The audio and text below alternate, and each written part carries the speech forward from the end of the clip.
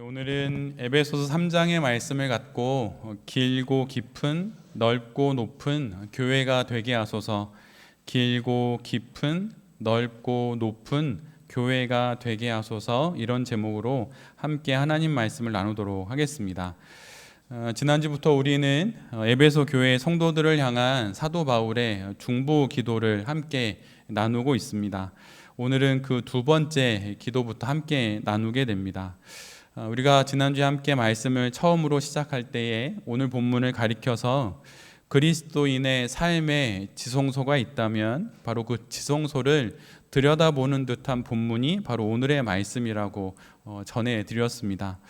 예수님을 그리스도로 고백하여서 그리스도인이 되고 한 교회의 성도가 된 신자에게 그리스도인의 삶은 이러이러한 것이다 라고 말해주는 본문이기 때문에 그리스도인의 삶의 지성소와 같은 말씀이 바로 지난주부터 우리가 함께 보고 있는 에베소서 3장 14절로 21절까지의 말씀이라고 말씀을 나눴습니다.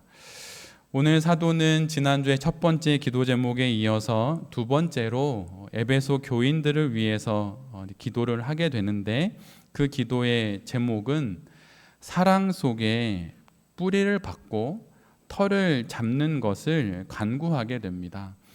17절 하반절의 말씀을 제가 읽어드립니다. 여러분이 사랑 속에 뿌리를 받고 털을 잡아서. 사실 이 기도 제목은 첫 번째 기도 제목인 성령을 통하여서 속사람이 강건하게 되고 믿음을 통하여서 예수 그리스도께서 우리의 마음에 계셔서 우리를 통치하시는 것, 바로 그것이 원인이 되어서 한 영혼에게 또한 한 교회에 나타나게 되기는 바로 그러한 내용입니다. 그래서 첫 번째 기도 제목이 원인이 될 때 이루어지는 내용이 바로 오늘 두 번째 기도 제목이라고 하는 것이죠. 속사람이 강건해지고 예수님이 우리의 마음을 통치하실 때 어떤 한 신자에게 또는 어느 한 교회에 나타나는 모습이 있는데, 그것이 바로 사랑이라고 하는 것이에요. 특별히 에베소 교회는 유대인들과 이방인들이 함께 모여 있는 다양한 배경을 가진 사람들이 모인 그런 공동체이지요. 그런데 그 공동체가 하나님의 사랑으로 지음받은 하나님의 형상이라고 하는 그 단 하나의 이유로 서로를 사랑할 수 있기를 바라는 마음에 바로 이 기도 제목을 사도 바울이 하나님께 올려드리는 것입니다. 바로 이 사랑 속에 뿌리를 받고 그리고 자라는 것이 성도이고 바로 교회라고 하는 것이에요. 마치 사랑이 좋은 토양이 되고 그 땅에 심겨진 나무와 같은 것이 바로 우리 자신과 우리 교회라고 하는 것이죠. 그렇게 사랑이라는 토양에 심겨진 나무가 뿌리를 깊게 내리고 때가 되어서 자라고 또한 열매를 맺게 되는 것처럼, 그렇게 되는 모습을 위해선 바로 교회가 또한 성도가 사랑의 뿌리를 박아야 한다는 것입니다. 우리가 잘 알고 있는 복음서에 나오는 네 종류의 땅이 있지요. 길가, 돌짝밭, 가시덤불, 그리고 좋은 땅입니다. 한 성도와 교회 역시 이런 네 종류의 땅에 심겨질 수 있습니다. 길가가 무엇일까요? 이것은 예를 들면 이런 거겠죠. 세상 거리에만 나가도 세상이 중요하다고 말하고 세상에 이리저리 흘러가는 세상의 풍조와 세상의 인기라고 말할 수 있을 것입니다. 그런데 그 세상의 풍조와 그 인기, 그 길가에 우리가 우리의 인생의 뿌리를 내릴 수는 없는 것이에요. 교회 역시 마찬가지입니다. 세상에서 말하는 좋은 프로그램과 인기 있는 내용들을 갖고 교회 안에 들어온다고 하여서 그 교회가 온전히 자랄 수 있는 것이 아닙니다. 그것은 마치 길가에 뿌려진 씨앗과 같이 그러한 결국을 낳게 되는 것이에요. 돌짝밭은 무엇이겠습니까? 말하자면 돌처럼 딱딱하고 규격이 있고 원칙과 규율을 갖고 교회를 세워보는 것이죠. 원칙과 계획으로 나의 인생을 살아보는 것입니다. 그런데 그런 규칙과 원칙, 규율을 통해서는 결코 한 인생이 온전히 세워질 수 없는 것이에요. 여러분이 무엇인가 이루고 싶은 꿈이 있고 계획이 있는데, 어떤 목표가 있는데 여러분 규칙을 정하면 그걸 잘 따라 하십니까? 그렇게 안 되지요. 인생은 그렇게 해서 성장하거나 자라는 것이 아니기 때문입니다. 교회 역시 마찬가지예요. 가시덤불은 무엇이겠습니까? 가시덤불은 우리가 인생에서 겪는 시련과 어려움이라고 볼 수 있겠죠. 당연히 시련과 어려움 속에서 잘 성장할 수 있는 사람과 또한 교회는 없습니다. 그러기에 모든 인생과 모든 교회는 사랑이라고 하는 좋은 땅에 심겨지고 거기에서 뿌리를 내릴 때 비로소 온전히 성장할 수 있는 것이에요. 사도 바울은 바로 이 사랑이 에베소 교회가 심겨져야 하는 땅이라고 기도하는 것입니다. 여러분의 인생 역시 마찬가지입니다. 우리의 인생이 아름답게 꽃피지 못하는 이유는 우리에게 돈이 없기 때문이 아니고 우리가 능력이 없기 때문이 결코 아니에요. 우리가 마땅히 뿌리를 내려야 할 그 사랑에 우리가 뿌리를 내리고 있지 않기 때문입니다. 사랑의 뿌리를 내릴 때 교회에서 수없이 들었던 그 뻔한 이야기 같은 그 사랑에 정말 뿌리를 내릴 때 우리가 온전히 세워질 수 있는 것이에요. 이렇게 이 기도를 한 사도는 한 신자와 교회가 이제는 사랑의 터 위에 세워져야 한다고 말합니다. 이제는 건물과 또 집에 관련된 비유를 통하여서 간구하는 것이죠. 여러분 혹시 집을 지을 때 가장 먼저 하는 공사가 어떤 공사인지 아십니까? 그것은 토목 공사입니다. 달리 말하면 집을 건축하기 전에 집을 세우게 될 그 터를 다지는 공사를 가장 많이 합니다. 그리고 가장 길게 합니다. 그 위에 세워질 그 집의 무게를 견디고 또 집이 흔들리지 않게 그 터를 단단히 다지는 토목 공사를 가장 길게 가장 오래 합니다. 그런데 바로 한 신자와 한 교회에 흔들리지 않는 터가 바로 사랑이라고 말하고 있어요. 사도 바울은 사랑이 에베소 교회가 자랄 토양이고 에베소 교회가 세워질 토대가 된다고 기도를 하는 것입니다. 한 신자의 영혼의 바닥을 둔쳐 보았을 때 그곳에서 보아야 하는 것은, 그곳에 있어야 하는 것은 다름 아닌 사랑입니다. 한 교회의 가장 아래를 들여다 보았을 때 그곳에 그 교회가 세워진 토대로 드러나야 하는 것은 바로 사랑이어야 하는 것이에요. 여러분이 그리스도를 예수로 고백하고 예수를 그리스도로 고백하고 인생을 살아갈 때 여러분의 인생의 그 터가 바로 사랑이어야 하는 것입니다. 그리고 우리 교회 역시 우리 교회가 세워져야 할 그 토대가 바로 사랑이어야 한다고 하는 것입니다. 사도는 하나님의 한 가족이 된 에베소 교회를 위해서 이 사랑이 삶으로 실제로 구현이 되어서 그 사랑의 삶 가운데 교회가 세워지고 성도가 세워지기를 간절히 하나님께 기도합니다. 우리 모두의 신앙 인생이 그리고 우리의 교회가 사랑의 토양과 사랑의 토대 위에서 자라고 또 세워지기를 간절히 기도합니다. 그럴 수 있도록 여러분 사랑의 사람이 될 수 있도록 여러분 정말 애쓰셔야 하는 것이에요.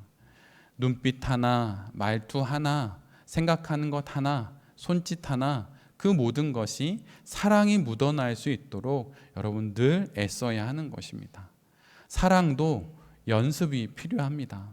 그냥 사랑의 마음을 갖고 한다고 사랑이 되는 것이 아니지요. 여러분이 잘 아는 이야기처럼 나는 딸기를 좋아한다고 그걸 사랑의 표현으로 딸기를 선물해서는 안 되는 것입니다. 그 사람이 예를 들어 수박을 좋아하면 사랑의 마음으로 수박을 준비해야 하는 것이죠.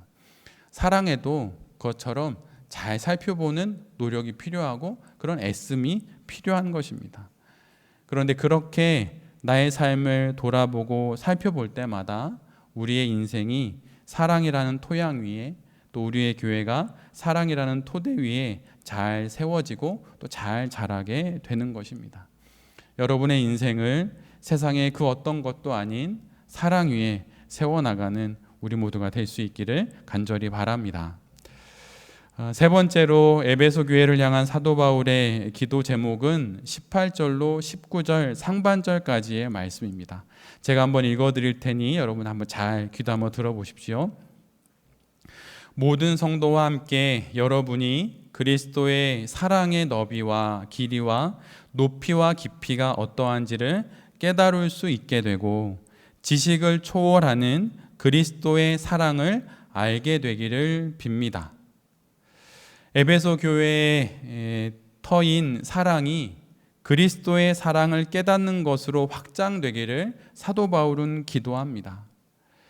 인간의 서로 간의 사랑은 결국 그 사랑 자체로 온전히 유지될 수가 없습니다.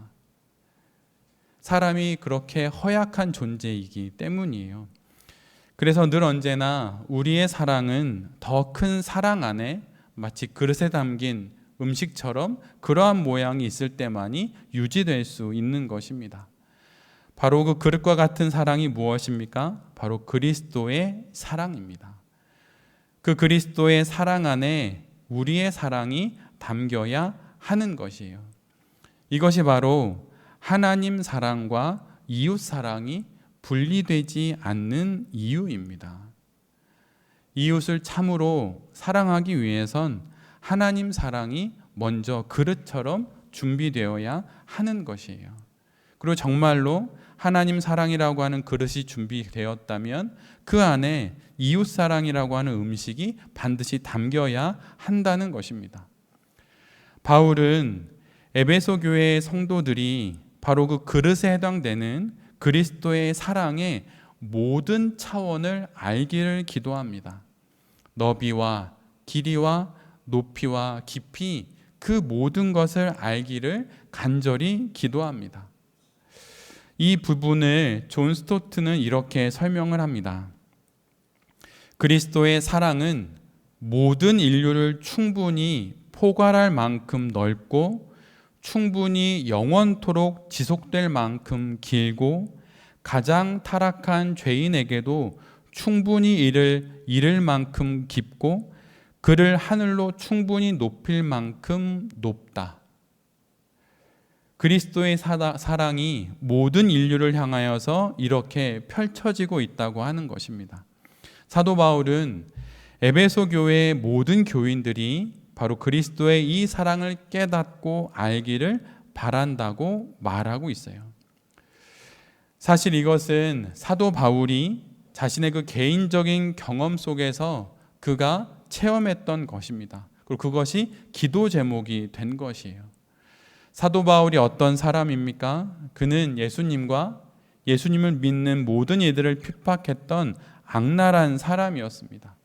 그리고 스스로를 죄인 중에 괴수라고 칭할 정도로 자신의 과거가 정말 말도 다 할 수 없는 그러한 인생을 살았던 사람이에요. 그런데 그런 자신에게 부어진 예수 그리스도의 사랑을 깨닫고 난 이후에 사도는 에베소 교회의 성도들이 자신이 깨달은 그리스도의 사랑을 깨닫기를 소원하는 것입니다. 사도 바울이 경험한 그리스도의 사랑을 가장 잘 적어놓은 말씀은 로마서 8장의 말씀이에요. 로마서 8장 38절로 39절까지의 말씀을 제가 개역개정으로 읽어드릴 테니 한번 잘 들어보십시오. 내가 확신하노니 사망이나 생명이나 천사들이나 권세자들이나 현재일이나 장래일이나 능력이나 높음이나 깊음이나 다른 어떤 피조물이라도 우리를 우리 주 그리스도 예수 안에 있는 하나님의 사랑에서 끊을 수 없으리라. 사도 바울이 그의 인생에서 경험한 것이 무엇입니까? 자신의 사망에 이른 것과 같은 인생 속에서 모든 생명을 빼앗겨 버린 것만 같은 그러한 인생의 끝자락에서 자신을 건져 올리시는 예수 그리스도의 그 사랑을 그는 경험했던 것입니다. 그래서 바로 그 사랑이 이 세상에 경험하는 그 어떤 것으로도 결코 끊어질 수 없다고 하는 것을 그는 확신하고 있다고, 알고 있다고 말하는 것이에요. 하나님을 향한 우리의 믿음보다 더 큰 것이 우리를 향한 하나님의 사랑입니다. 그리고 우리가 구원을 받는 것은 하나님을 향한 우리의 믿음이 아니라 그 이전에 우리를 향한 하나님의 사랑 때문에 우리를 구원받는 것이에요. 그래서 여러분, 구원은 확신하는 것이 아니라 구원은 확인하는 것입니다. 나의 믿음을 확신하는 것이 아니라 나를 향하여서 저 사망 끝까지, 저 죽음의 끝까지 그 어떤 기쁨 속에서도, 그 어떤 높은 속에서도 늘 언제나 내 곁에 있었던 하나님의 그 사랑을 확인함으로 말미암아 우리는 구원을 받는 것이에요. 사망에서부터 생명까지, 저 하늘 위 천사들로부터 이 땅의 권세의 그 뒤에 있는 그 어두운 세력까지, 지금 여기 현재로부터 아직 오지 않은 장래의 일까지, 그리고 모든 능력, 눈에 보이지 않는 영적 세력들까지, 우주의 크신 그 높음과 깊음에까지, 그리고 모든 피조물에 이르기까지 그리스도의 사랑이 부어지고 있는 것입니다. 사도 바울이 바로 이것을 경험했고, 이 사랑이 한 교회에 있을 때, 한 성도에게 있을 때 그 인생이 하나님의 딸의 인생으로, 하나님의 아들의 인생으로 온전히 살아갈 수 있음을 알기에 그가 이 기도를 드리는 것이에요. 우리가 우리의 그 과거와 우리의 현재와 우리의 미래에 대한 수많은 생각 속에 신앙의 길을 온전히 걸어가지 못할 때 우리의 영혼의 시선을 우리를 향한 그리스도의 사랑에 둘 때 우리 모두는 그 어떤 사연과 사건 속에서도 다시 일어날 수 있고 다시 신앙생활을 이어갈 수 있는 것입니다. 사도는 바로 여기까지 하나님의 사랑의 극치이신 그리스도의 사랑에까지 우리 모두가 이르기를 간구하고 있는 것이에요. 믿음, 소망, 사랑 중에 그 중에 제일은 사랑이라고 하는 이 말이 그냥 그럴듯한 이야기가 결코 아닙니다. 사도가 경험했고 그의 인생에서 자신을 건져 올린 하나님의 사랑, 그리스도의 사랑을 그는 체험했기에 그 사랑이 모든 인생에게 필요하다고 그는 여겼기에 에베소 교회를 향하여서 이 기도를 드리고 있는 것이에요. 그리스도의 사랑의 절정이 무엇입니까? 바로 우리 눈에 보이는 십자가이지요. 십자가의 세로막대는 땅에 박혀서 하늘을 향하고 있고 가로막대는 예수 그리스도의 두 팔을 가로지르고 있습니다. 십자가의 깊이가 닿지 않을 인생의 자리가 없고 십자가의 높이가 닿을 수 없는 인생의 자리가 없습니다. 십자가의 너비가 품지 못할 인생의 사건이 없고 십자가의 길이가 다다르지 못할 인생의 사연들이 없다는 것이에요. 우리 모두에게도 바로 지금 이 사랑이 허락되고 있고 그 사랑이 허락되고 있음을 알아야 하는 것입니다. 우리의 인생이 공고한 이유, 자꾸 주저하고 어제와 같고 오늘과 같은 그런 무기력한 매일매일을 살아가는 이유는 무엇입니까? 바로 십자가의 예수 그리스도의 사랑을 우리가 충분히 알지 못하기 때문이에요. 십자가의 고난을 묵상도 해야 하겠지만 여러분, 십자가를 보면서 십자가의 그 세로막대와 가로막대가 나의 인생 그 모든 곳을 향해서 펼쳐지고 있고 다다르고 있다고 하는 사실을 여러분 믿음으로 기억하면서 여러분 그것을 고백하십시오. 그 어떤 인간의 위로보다, 그 어떤 인간의 설교보다 예수 그리스도의 십자가로 우리에게 부어지시는 그리스도의 사랑의 깊이를 알 때 여러분 다시 일어설 수 있게 됩니다. 그 사랑을 여러분 정말 깊이 아셔야 하는 것이에요. 근데 그 사랑을 알아갈 때 여러분 그냥 알려주십시오. 이렇게 한다고 알아지는 것이 결코 아닙니다. 모든 귀한 것들은 그것을 귀히 여길 때만이 그 가치가 비로소 드러나는 것이에요. 그리스도의 그 사랑의 정말 깊이와 높이와 너비와 길이를 알고 싶다면 여러분 하나님 앞에 간절히 기도하고 하나님 앞에 정말 나의 영혼의 진심을 들여서 놀라우신 그리스도의 사랑을 알게 해달라고 여러분 그렇게 주님을 찾으십시오. 그럼 주님께서 그 사랑을 우리로 하여금 알게 하실 것입니다. 그리고 그 사랑을 알 때 그 사랑이 얼마나 능력이 있고 힘이 있는지 알게 될 것이에요.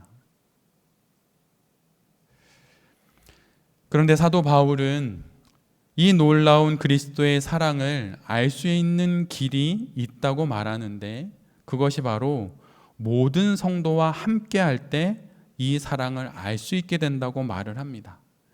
오늘 본문 18절이 이렇게 시작됩니다. 모든 성도와 함께 여러분이 그리스도의 사랑의 너비와 길이와 높이와 깊이가 어떠한지를 깨달을 수 있게 되고 지식을 초월하는 그리스도의 사랑을 알게 되기를 빕니다. 홀로 신앙생활을 할 수 있습니다. 또 그것을 통해서도 그리스도의 사랑을 알 수 있어요. 그런데 어느 정도까지입니다. 고립된 그리스도인이 되어서는 그리스도의 사랑에 대한 제한된 지식밖에 깨달을 수 없어요. 하나님의 완전하신 사랑이신 그리스도의 사랑을 온전히 아는 것은 모든 성도와 함께 할 때만 가능한 것입니다. 에베소 교회 안에 유대인들과 이방인들, 남자와 여자, 젊은이들과 노인들, 어린이들과 청소년들, 이 다양한 배경과 경험을 가진 이들이 모인 교회 안에서만이 그리스도의 사랑을 온전히 알 수 있습니다. 그래서 우리에게 교회가 허락된 것이에요. 여러분, 신앙생활은 어떻게 하는 것입니까? 신앙생활은 사람이 하고 결국은 사람과 하는 것이에요. 여러분 이 말을 잊지 마십시오. 신앙생활은 사람이 하고 사람과 함께 하는 것입니다. 신앙생활을 하면 할수록 내 주변에 사람이 많아져야 합니다. 나의 마음을 터놓을 수 있는 그런 사람들이 많아진다는 것이 좋은 신앙의 증거가 되는 것이에요. 신앙생활을 10년, 20년 했는데도 여전히 정말 나의 진심을 말하지 못한다면 아직 신앙생활을 많이 또 잘하고 있다고 말할 수는 없어요.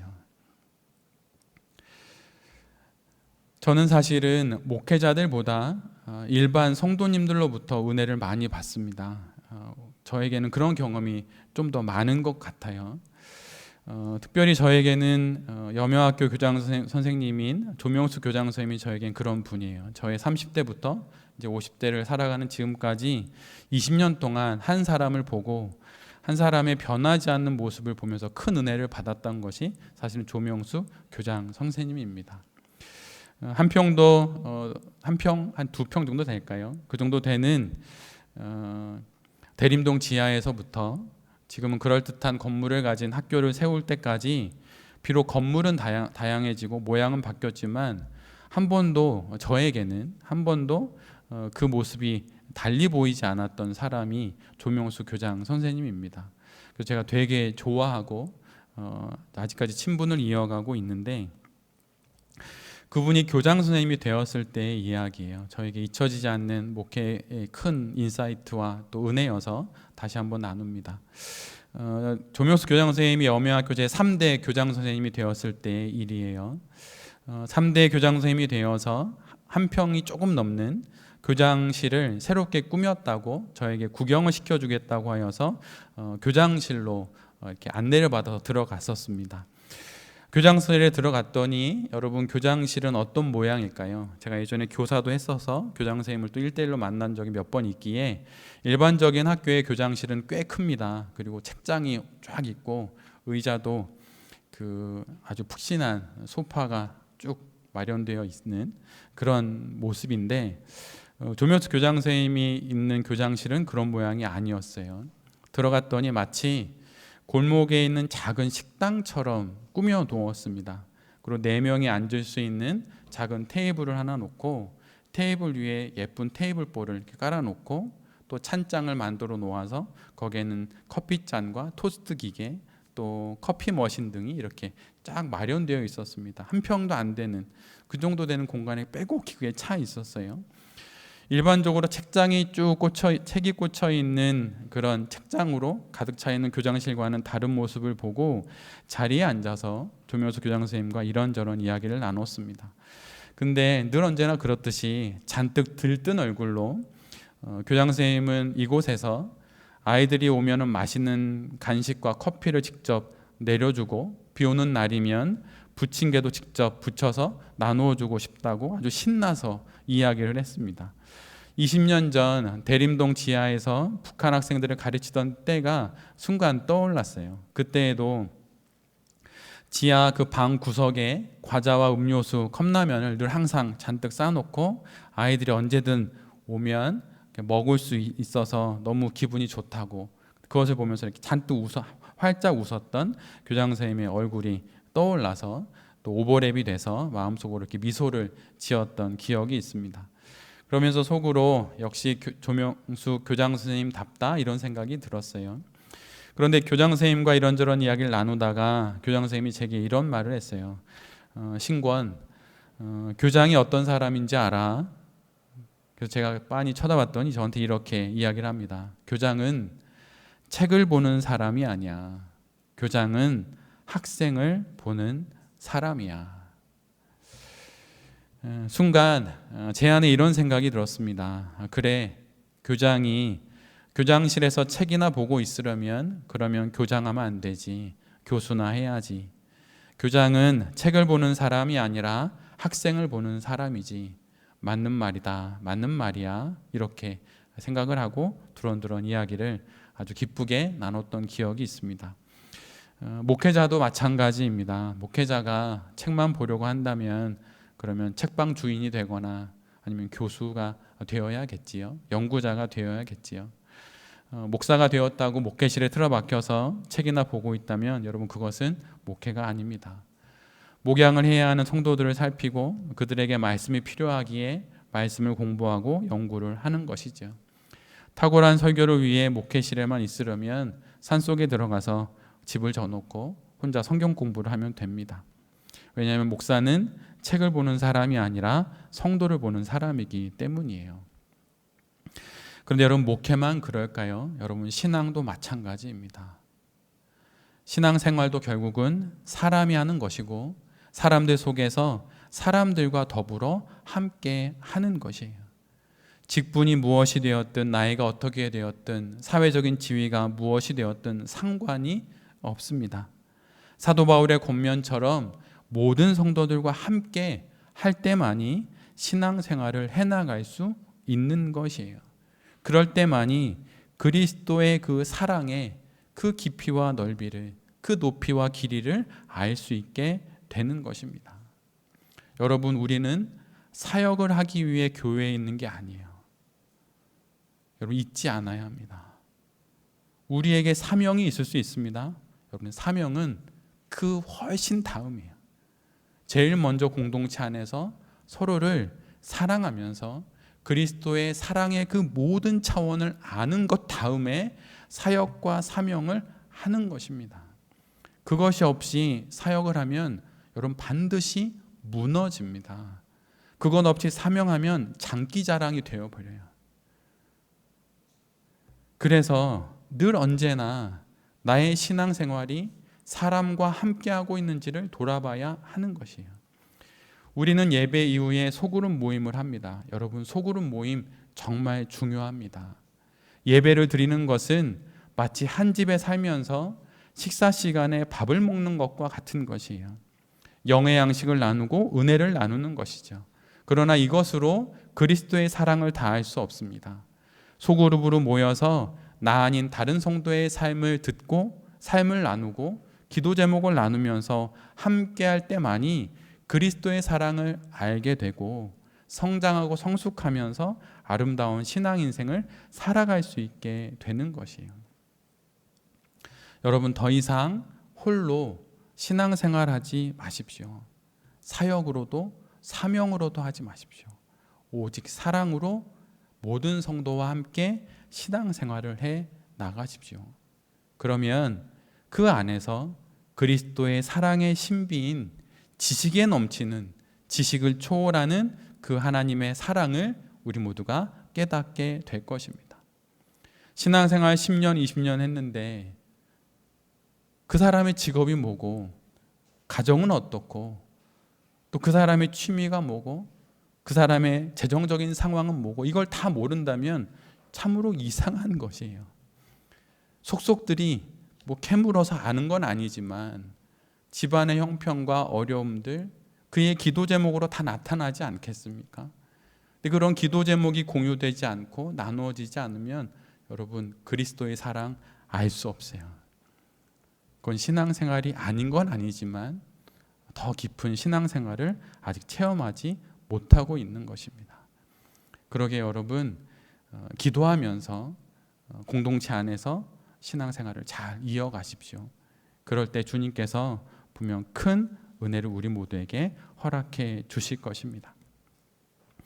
마지막으로 네 번째, 사도 바울이 에베소 교인들을 위해서 기도하는 기도 제목은 19절 말씀인데, 하나님의 온갖 충만하심으로 여러분이 충만하여지기를 바랍니다 라고 하는 제목이에요. 그냥 하나님의 충만하심이 아닙니다.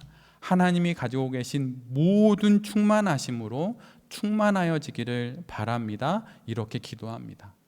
여러분들, 이 말씀, 이 기도 제목엔 반전이 있어요. 충만하여지기를 바란다는 것은 무슨 뜻입니까? 아직 충만하지 않은 것이 있다는 것이에요.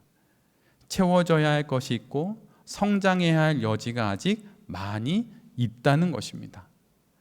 여러분의 신앙이 이쯤이면 된 것이 결코 아닙니다. 여러분이 가셔야 할 신앙의 도착 지점이 있어요.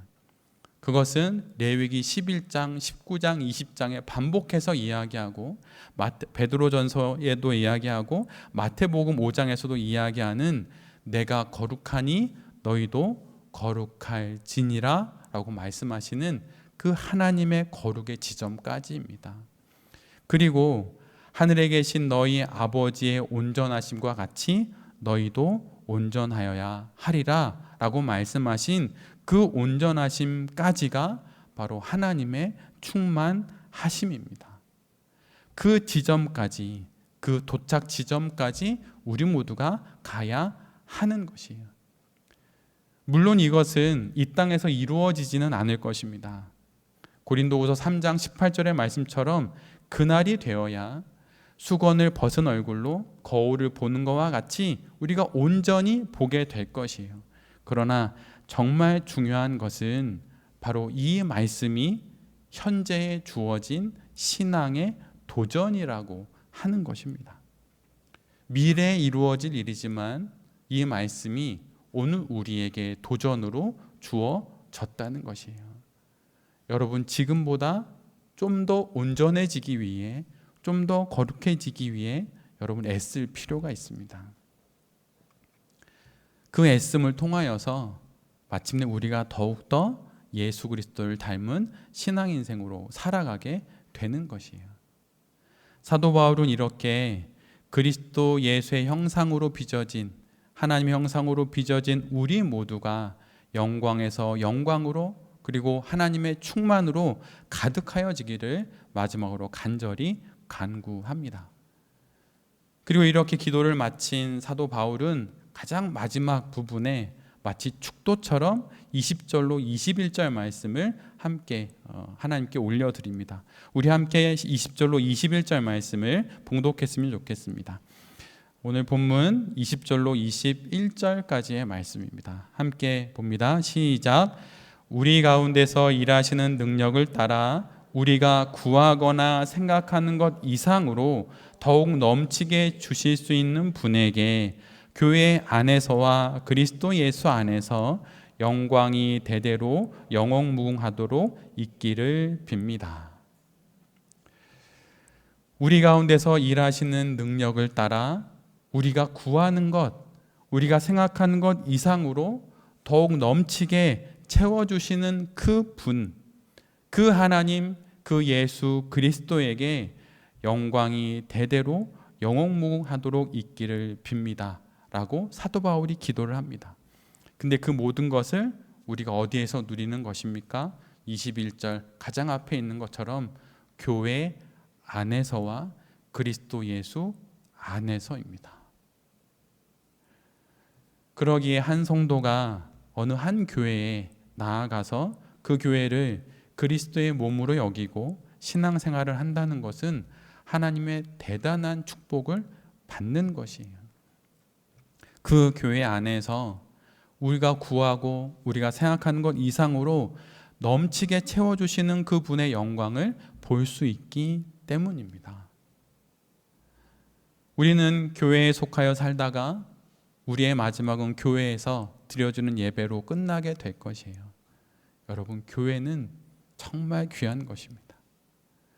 한 교회 안에서 아름다운 성도로 세워져 가는 것은 하나님이 우리에게 주신 가장 큰 축복이에요. 이 설교를 듣게 되는 돌베 교회 성도님들뿐만 아니라 우리 교회에 속하지 않는 다른 성도님들도 마찬가지입니다. 한 교회에 속했다고 하는 건 그리스도 예수의 그 영광을 우리 모두가 볼 수 있는 그 통로를 선물 받았다는 것이에요. 예수 그리스도 안에서, 교회 안에서 영광이 되도록 영원무궁하도록 있으신 그리스도 예수와 함께 우리의 신앙 인생을 잘 걸어가는 우리 모두가 되기를 간절히 빕니다. 그래서 그런 마음으로 주일에 교회에 나올 때, 또 교회를 생각할 때마다 여러분 그러한 시선으로 교회를 보십시오. 그리고 우리 모두에게 주신 첫 번째 교회인 가정 역시 그러한 시선으로 바라보십시오. 그러면 길고 깊은, 넓고 높은 그러한 거룩한 교회로 주님께서 우리 모두의 교회를 세워 주실 것입니다. 그 믿음을 갖고 다시 거룩한 성도로 살아가는 우리 모두가 될 수 있기를 간절히 기도드립니다. 아멘.